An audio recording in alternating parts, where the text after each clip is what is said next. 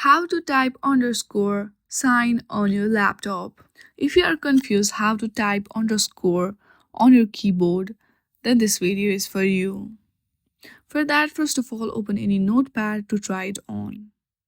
Now, simply hit on the shift and press the button which is on the just right side of the 0 button.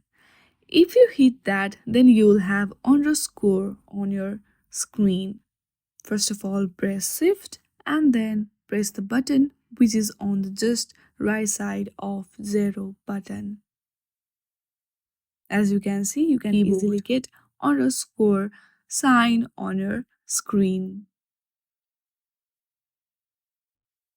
In this way, you can easily have underscore sign on your laptop. I hope you like this video. If you like this video, then please do not forget to like and subscribe to our channel. Thank you for watching.